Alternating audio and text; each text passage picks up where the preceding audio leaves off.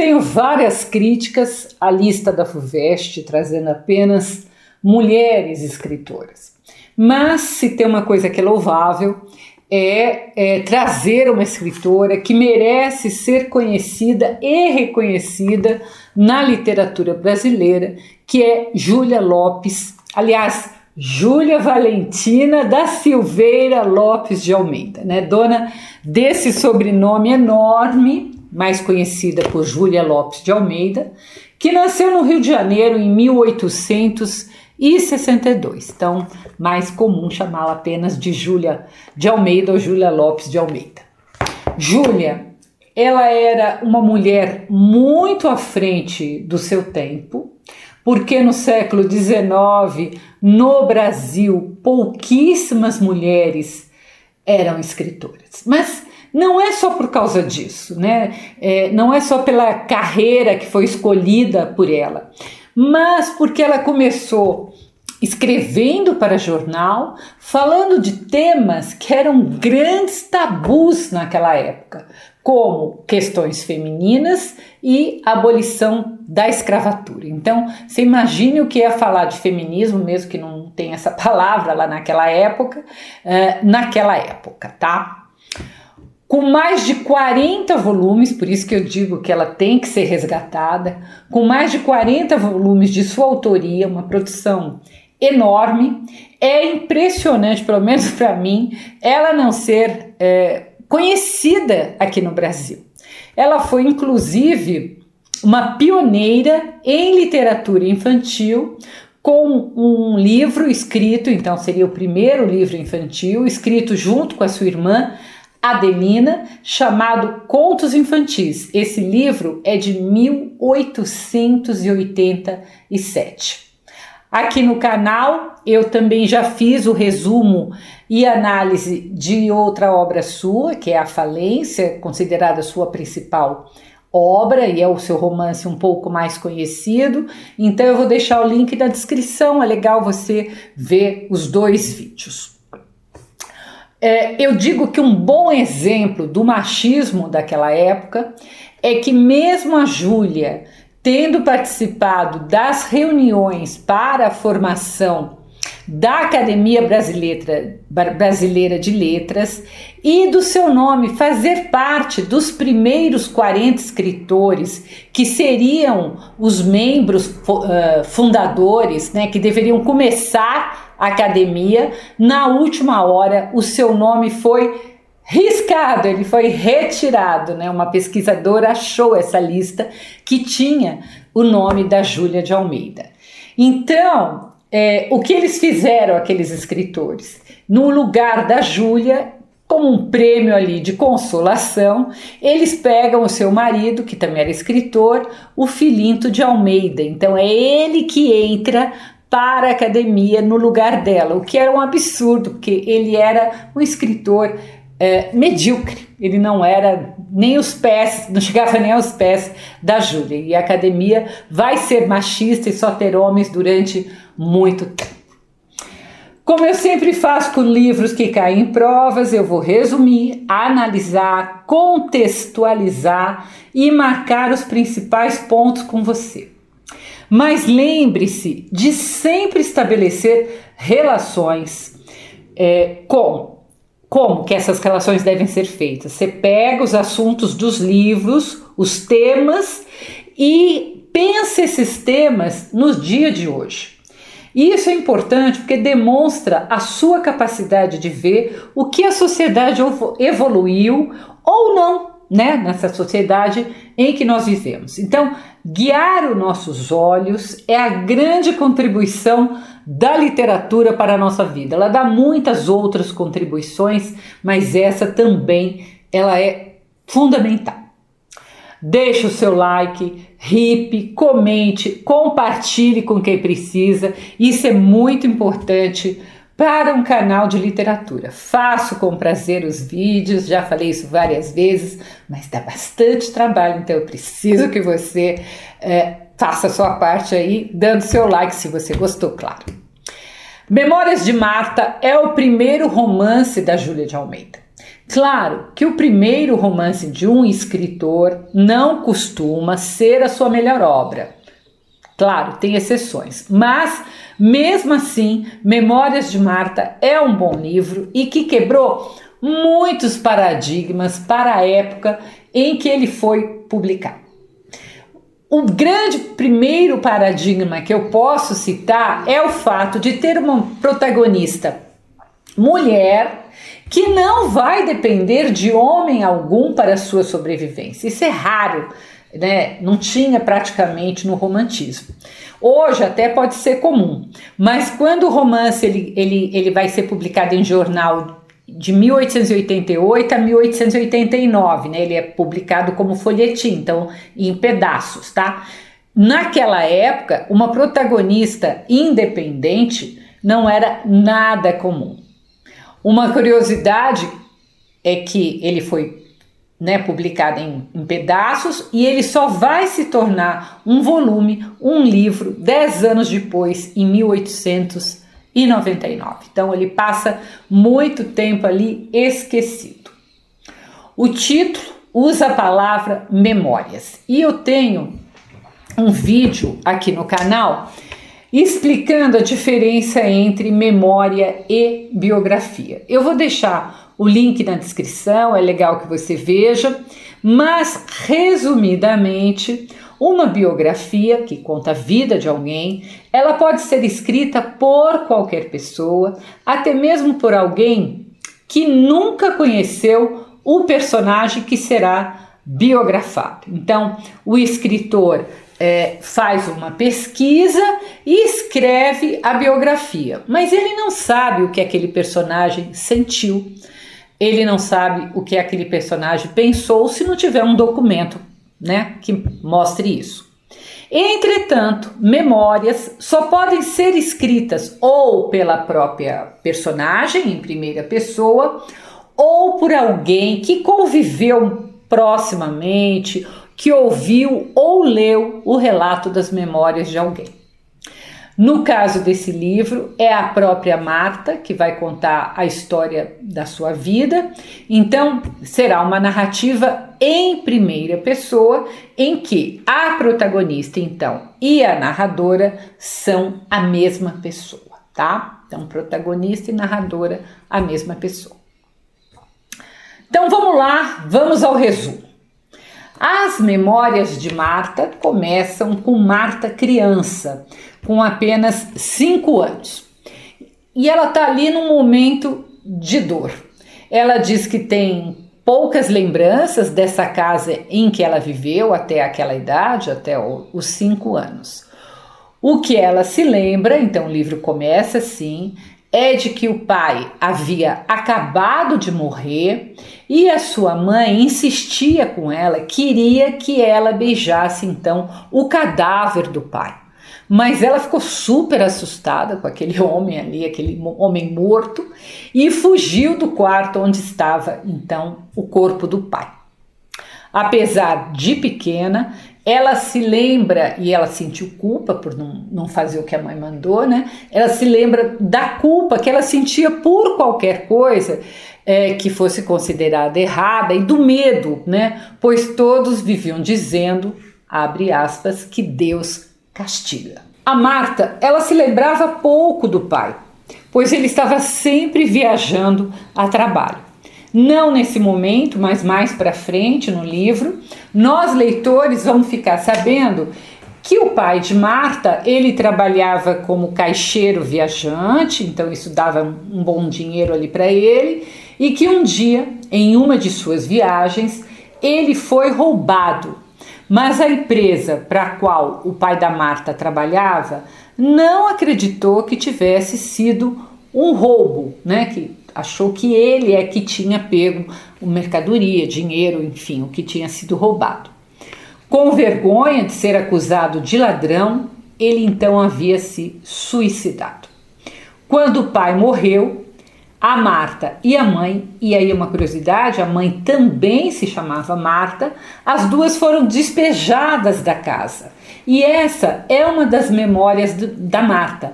Ela se lembra de um homem muito bravo, mandando pôr os trastes dela e da mãe, a mobília, as roupas, tudo ali, na rua.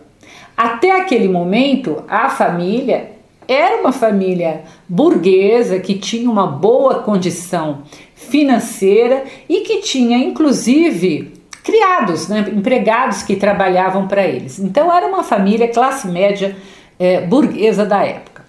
A derrocada e morte do pai, que era então o único que dava o sustento, era o arrimo da família, faz com que as duas fiquem sem nada e elas então têm de se mudar para uma habitação muito pobre, um quarto, em um cortiço no bairro de São Cristóvão.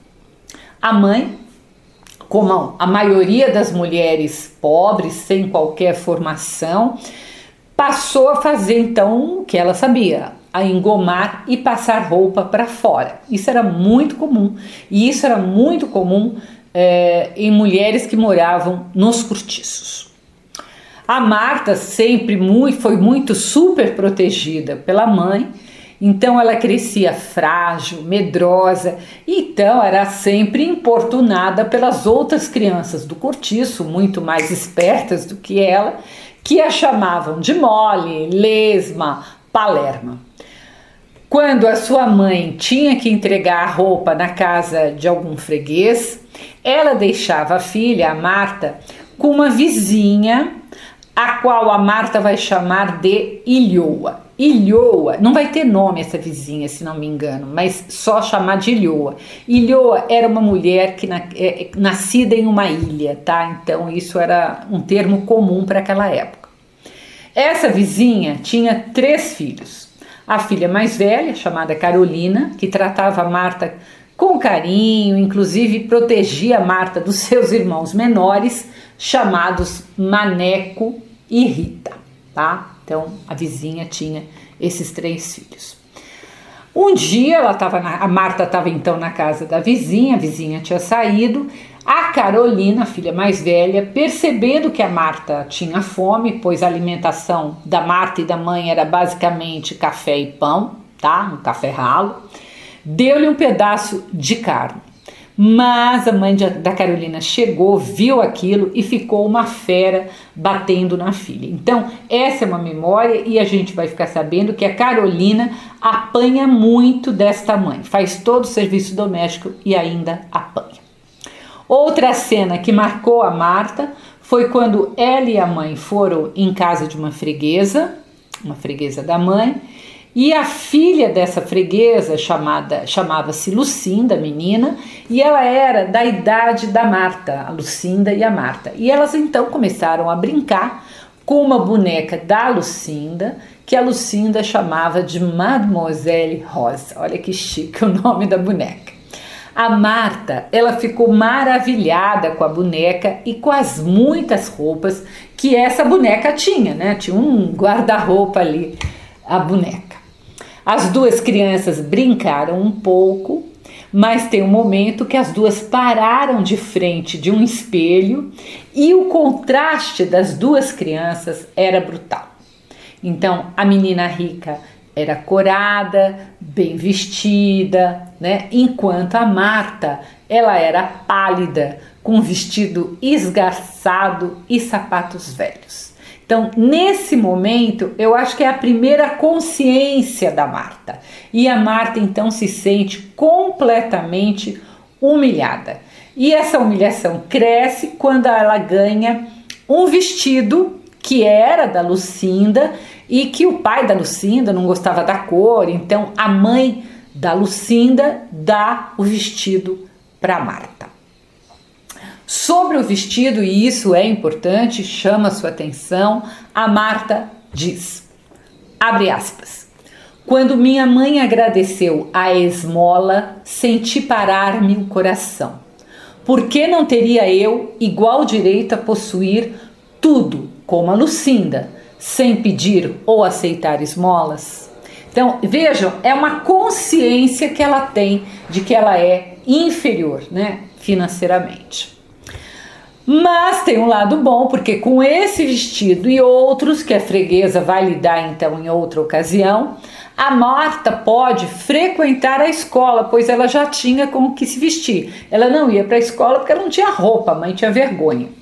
A Marta gostou muito da escola e ela fez uma amizade com uma menina, uma mulata chamada Matilde, que lhe ajudou nos primeiros dias ali da escola, apesar de não ser muito inteligente. Mas como ela já estava há um bom tempo na escola, ela ajudava muito a Marta. A Matilde um dia foi acusada de roubo e, além de levar uma bronca da professora, ela ainda sofreu o desprezo das colegas que não mais falaram com ela. Inclusive a Marta, né, que tinha sido então tão ajudada pela Matilde, simplesmente esqueceu e seguiu o que as outras meninas fizeram, parou de falar com a Matilde. Matilde, então, sozinha, humilhada, ela tornou-se uma criança agressiva, raivosa e acabou sendo expulsa do colégio. A Marta adulta, que é aquela que está fazendo as memórias, então com mais de 30 anos, ela rememora essa lembrança e ela diz que é como uma grande nódoa imperecível. Nódoa, para quem não sabe, é uma sujeira, pode ser também uma coisa desonrosa, e imperecível, algo que não perece, algo que não acaba. Então, é uma memória, a maneira como ela tratou a Matilde é uma memória que acompanhou a Marta pela vida toda e que ela, adulta, então ela tinha consciência que ela tinha sido... Era uma memória desonrosa, né? Ela percebe a maneira como ela havia tratado a Matilde mal. Então, ela tem memórias boas e tem memórias ruins, né? Você está percebendo. Inteligente, a Marta ia muito bem na escola e tornou-se amiga então de outra menina, que vai se chamar Clara, que é uma menina alegre, uma menina bondosa. É pobre também, mas é um outro astral. Marta não gostava das férias, né? Porque nas férias ela não ia para a escola, então ela tinha que brincar ali com as crianças do cortiço, com o Maneco, com a Rita, né? Que eram os irmãos da Carolina. Com a Carolina ela não brincava muito, porque cada vez a Carolina só trabalhava cada vez mais e sofria mais os maus tratos da mãe. O Maneco, o irmão da Carolina, apesar de muito pequeno, só 8 anos, ele estava sempre cheirando a álcool, já que o dono de uma venda próxima achava engraçado dar pinga para o menino. Então, o que ia acontecendo? Aos poucos, o menino ia se viciando na bebida e adoecendo, né? A gente sabe que o álcool faz as pessoas ficarem doentes. Na escola, a Marta era só progresso e passou a ser a queridinha, a auxiliar a professora. Entretanto, em casa, ela nunca conseguia ajudar a mãe em nada, ela não tinha nenhuma habilidade e também não se esforçava muito. Ela sonhava em se tornar professora, não para ajudar a mãe que fazia tanto sacrifício por ela, né? Às vezes ela até pensava nisso, mas na maioria das vezes era para sair do cortiço, né? Para ter coisas boas, para ser igual a uma Lucinda, né? Que ela marcou tanto ela quando criança. A Marta, ao descrever o cortiço, ela faz com que nos lembremos imediatamente do livro Cortiço, tem link aqui, vou deixar o link aqui no canal, né? Que era o romance de Aloísio de Azevedo. Mas vamos lembrar que esse romance, o Cortiço, ele só seria publicado 2 anos depois de Memórias de Marta, o que mostra o ineditismo e a originalidade da autora Júlia de Almeida em abordar o tema do cortiço primeiro. Havia muitos cortiços no Rio de Janeiro daquela época. A Marta, ela relembra as pessoas que moravam no cortiço, as brigas e até um assassinato que aconteceu ali certa vez. Um dia, para melhorar um pouco a aparência do cortiço, o dono pinta as casas de branco e passa a chamar o cortiço de Avenida. O que não deixa de ser ali um pouco irônico, né? Não melhora muita coisa só porque pintou de branco e mudou o nome, né? Vamos combinar. O pequeno Maneco, cada vez mais fraco, mais doente, morre então vitimado pela bebida, enquanto a Carolina, a sua irmã, também tem as pernas cada vez mais inchadas e mais doentes, né? Eles acham que é por causa da umidade que existia ali no cortiço. A Marta, sempre apoiada pela professora, Dona Aninha, em alguns trechos do livro você também vai ver que essa professora vai ser chamada de Dona Anita, mas é a mesma pessoa, tanto a Aninha como a Anita é a professora. Então a Marta vai se tornar auxiliar dessa professora na escola e ela passa a receber um salário que permite que ela e a mãe aluguem uma pequena casa fora do cortiço, quase em frente ali ao colégio onde a Marta trabalha. O aluguel era praticamente todo o salário de Marta e ela só se resolveu mesmo em alugar essa casa quando ela viu um rapaz na escola. Ela se interessou por esse rapaz e quando ela sai à rua com a professora para ir embora, o rapaz vai andando ali atrás das duas, dela e da Dona Aninha, e ela morre de vergonha quando as duas param então ela tem vergonha por ele saber que ela morava no cortiço. O tempo passa, a Marta se acha feia e incapaz de provocar amor em um rapaz. Esse do colégio ela nunca mais viu. Ela já tem 20 anos e está sempre sozinha, só estudando e trabalhando.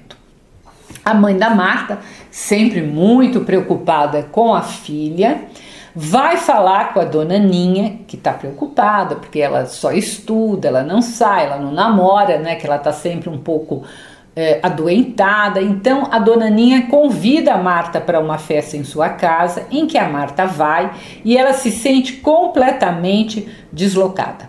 A mãe fica lá, pobrezinha, esperando junto com os criados, enquanto ela está na festa. Nessa festa ela vê as moças ricas, percebendo como essas moças ricas são diferentes, se vestem diferentes. E também há nessa festa uma cena em um espelho em que novamente ela se vê feia e humilhada, igual quando era criança, agora com essas moças que estavam ali na festa, tá? Tempos depois, quando a Marta fica doente, novamente a sua mãe vai falar com a Dona Aninha, com a professora, contando que o médico tinha prescrito uma viagem nas férias, que seria bom para ela espairecer. E a Dona Aninha então tem a ideia de levar a sua pupila, a Marta, para Palmeiras, que é uma cidade onde ela tinha alugado uma casa de campo. Para a viagem, a mãe não tem dinheiro para dar para Marta, ela pede então dinheiro para o Miranda. Quem é o Miranda? É um vizinho e cliente muito bom que ajuda ali a mãe da Marta prontamente emprestando o dinheiro. Nessa viagem, a Marta conhece o jovem chamado Luiz, estudante de medicina e também primo, tinha uma diferença ali boa de idade, ele era mais novo, mas ele era primo de quem? Da professora, da Dona Aninha. O Luiz passa a frequentar ali a casa de campo e a passear sempre com a Marta, muito encantador, fazendo versos, e a Marta então fica cada dia mais apaixonada pelo rapaz.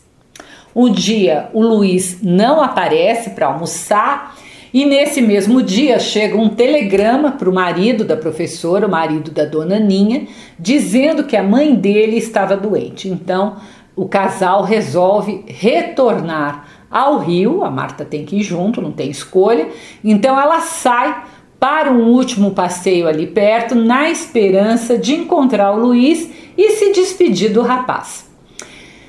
Ela realmente encontra, ela vê o Luiz, mas para sua grande surpresa e decepção, ele está abraçado, conversando com a filha de um americano que estava hospedado em um hotel ali próximo.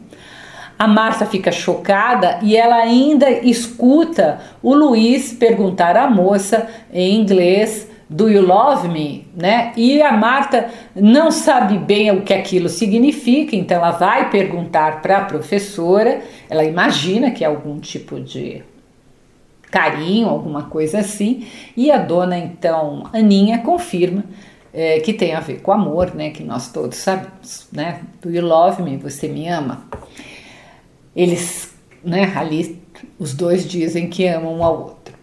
Claro que Luiz era um rapaz fútil, um conquistador, mas na imaturidade a Marta não percebia isso. Ela tinha um forte complexo de inferioridade, então ela sempre achava que o problema era com ela. Então, se o Luiz não ficou com ela, é porque ela era pobre, feia, se vestia mal.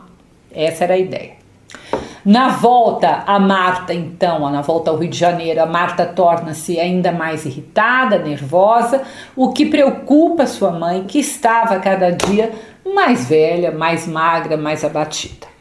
Um dia, mãe e filha saíram para um passeio e a Marta encontrou a antiga colega, a Clara, que estava muito bem vestida, com joias, perfumada. E junto com a Clara tinham uns rapazes que a Marta não entendeu bem quem eram. E a Clara diz a Marta que ela não merecia a sua amizade, o que nos faz suspeitar que a Clara havia se tornado prostituta ou algo parecido. Mas, novamente, o tal complexo de inferioridade, a Marta acha que o fato dela não querer ser amiga dela não era a amiga ter se tornado uma prostituta, mas era novamente porque ela era pobre, ela era feia, ela tinha seus vestidos mal ajeitados e seus calçados baratos. Então vejam que nunca é o outro, é sempre ela que vê problema nela. Um dia a dona Aninha lhe conta que o seu primo, o Luiz, ele vai se casar com a sua sobrinha Leonor, uma moça muito bonita que ela tinha conhecido no dia da festa. O que entristece ainda mais a Marta, que se enfia nos livros para passar no concurso para professora, se tornar então professora titular. Ela é esforçada, ela é inteligente, ela passa no concurso. E Miranda, que é aquele vizinho que emprestou o dinheiro, pede a sua mão em casamento. Apesar de ser mais velho que ela, o Miranda tinha 40 e tantos anos, ele era muito bondoso e ele se apaixonou lendo, junto com a dona Marta, as cartas que ela escrevia diariamente para a mãe quando ela tinha viajado lá para aquela viagem na casa de campo onde ela conheceu o Luiz. Então ele ficou ali muito encantado com a Marta. A Marta, ela não queria se casar, ela conseguia se manter, mas ela foi sendo convencida de que ela só conseguiria atrair mesmo o amor de um homem velho e gordo como Miranda. Ela aceita por fim, né, porque ela sabe que vai fazer a mãe feliz.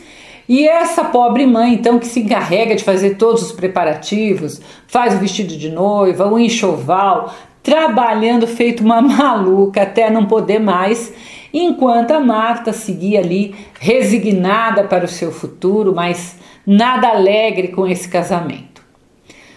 Assim, 8 dias depois do casamento, a mãe, que tinha trabalhado muito, se esgotado, já era velha, caiu doente e a filha, finalmente percebendo o valor daquela mãe, não arredou o pé do seu lado e quando a mãe morre fica completamente desesperada e então o livro acaba. Então essa é as memórias que a Marta tem, que são então os fatos mais significativos da vida dela. Vamos à análise. Perceba que a Marta não é uma jovem doce do romantismo. A sua vida não é um mar de rosas e nem aparece um príncipe encantado no final para tirá-la de algum desespero. O marido Miranda estava muito longe de ser minimamente parecido com o príncipe encantado das histórias de fada. Além disso, ao retratar as suas memórias depois de adulta, a Marta relembra as passagens então mais importantes da sua vida, como eu falei, aquelas que a marcaram, mas ela vai ter sempre um olhar crítico, muitas vezes sabendo que agiu erradamente. Então isso é importante, né? Ela não é imparcial, né? Ela conta suas memórias com esse olhar da maturidade. Então, gente, essa é uma obra do realismo, guarde isso. Eu já falei várias vezes, mas vou tornar a repetir. Por mais que a gente diga que o realismo no Brasil começou com um livro, Memórias Póstumas de Brás Cubas, publicado em 1881, isso não é algo estanque, determinado de um dia para outro. Vários autores já estavam experimentando essa nova forma de narrar. A Júlia de Almeida, provavelmente, ela era uma delas, né? A Júlia de Almeida, ela era uma pessoa que inclusive morou na Europa, onde o realismo surgiu muitos anos antes do que no Brasil, em 1857, com Madame Bovary de Flaubert. Então, era natural que o primeiro romance da escritora seguisse a escola realista. Isso era um desejo da sociedade. E os escritores, eles são sempre muito antenados com os desejos do meio em que eles vivem. Nas memórias, há a intenção, então, de narrar a vida de uma menina pobre, órfã de pai, e por mais que nós, leitores, achemos que foi muita coisa ruim para uma personagem só, se você olhar por outra perspectiva, a Marta ainda teve sorte. Ela conseguiu estudar, se tornar professora, que na época ainda era uma profissão bastante respeitada. Hoje em dia já não é mais, né? Tem pai e mãe que vai ainda na escola brigar com o professor, o filho tem sempre razão. Mas vamos voltar essa história para um outro vídeo. Eu vou ter que abrir um parênteses que é importante para você, é que o magistério foi fundamental, importantíssimo para o começo da emancipação feminina. Foi a primeira possibilidade de carreira das mulheres e por muito tempo isso, tá? Isso durou muito tempo. Ela era a única que era aceita pela sociedade para ser ofício de mulher. Então a menina pobre ou ia ser lavadeira, trabalhar nas fábricas sem chance nenhuma de crescer, ou se ela tivesse muita sorte como a Marta, muito empenho, ela poderia ser professora. Então foi através da educação e do magistério que a Marta ainda conseguiu sair do cortiço e se casar com um homem bom e que tinha boa condição financeira. Podia não ser um príncipe, mas era um bom casamento. Então a sua vida, em vários aspectos, foi muito melhor do que de outras meninas pobres como ela.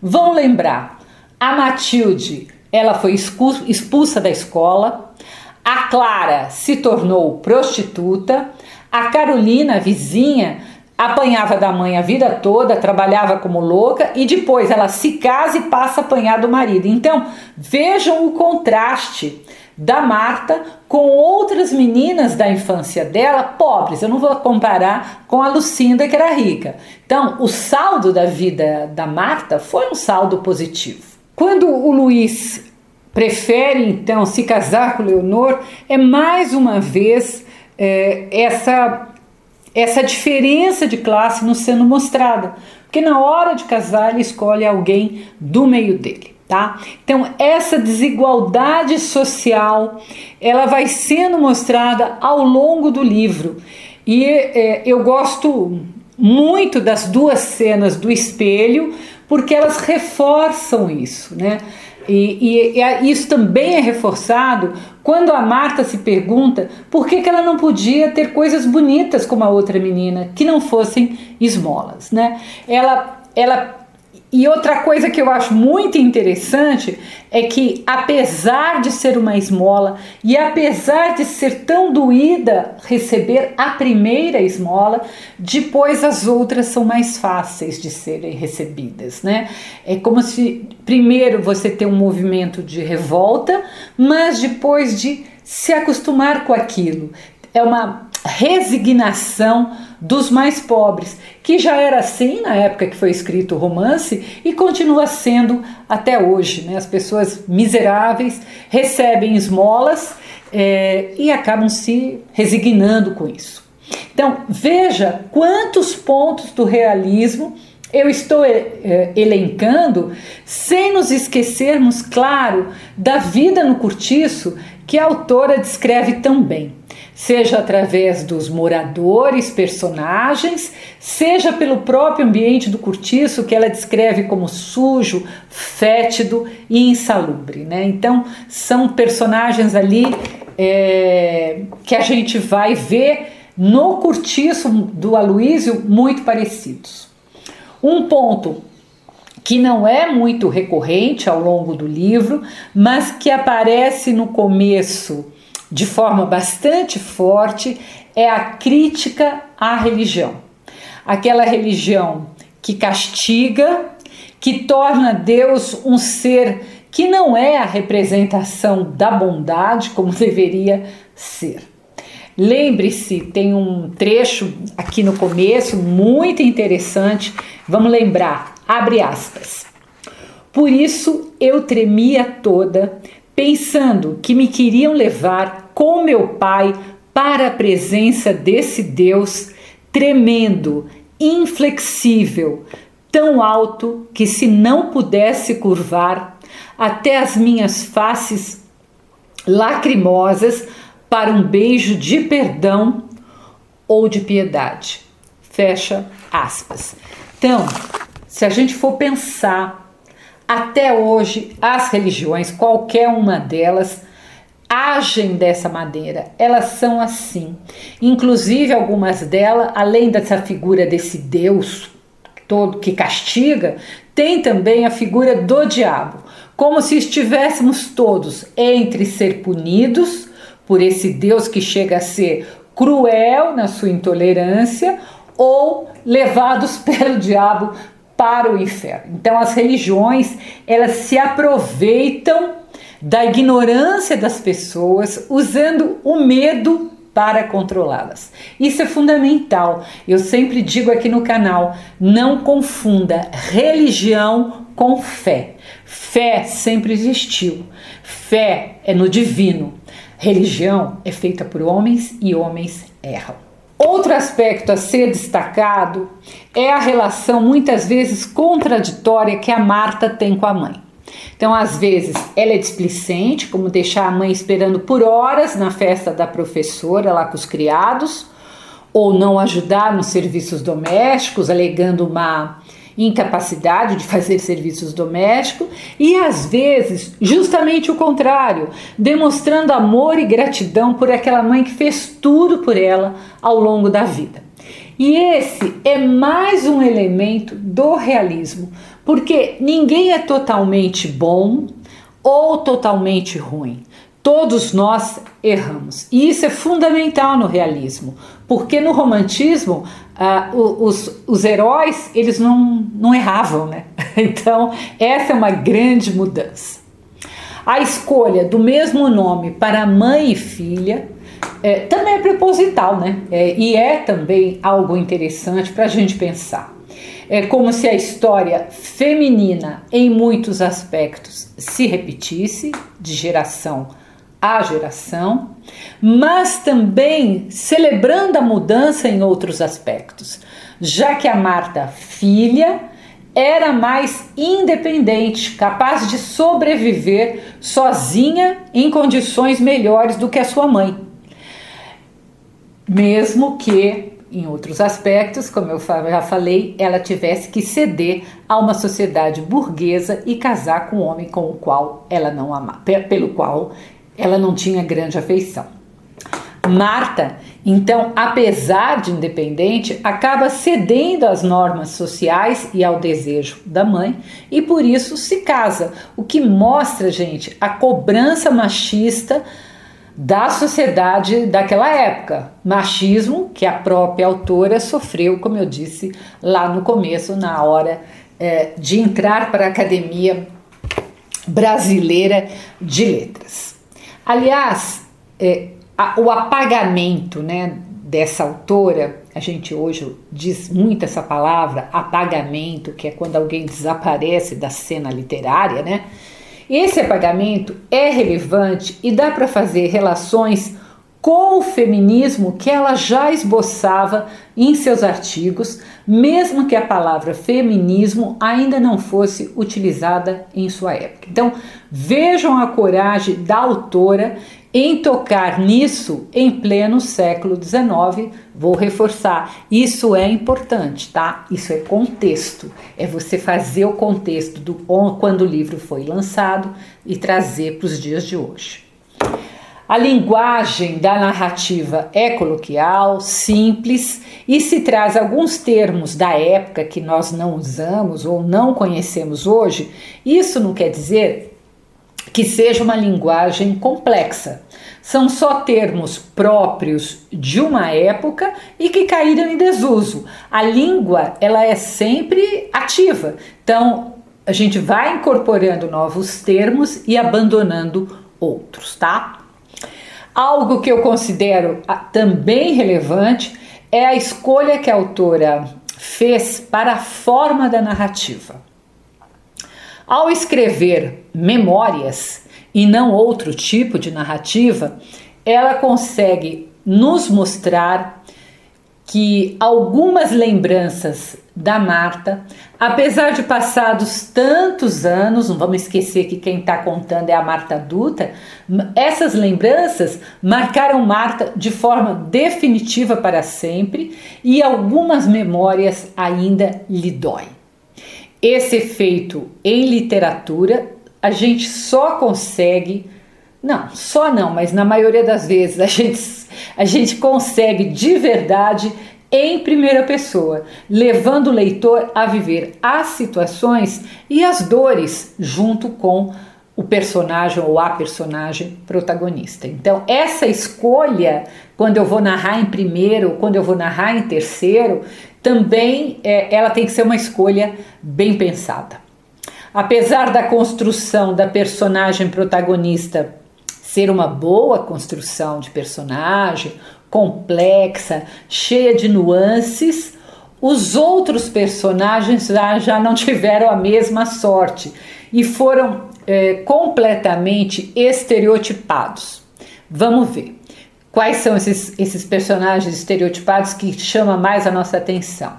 A Matilde, que era mulata escura, feia, marcada por bexigas, pouco inteligente e rouba apenas pequenas coisas. Então, ela coloca vários preconceitos da época para formar a personagem.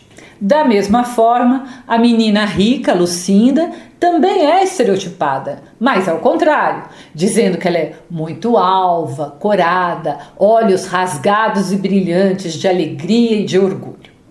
Então, perceba isso, que nem sempre às vezes, quando a gente escreve, a gente escorrega e traz para a nossa história esses estereótipos.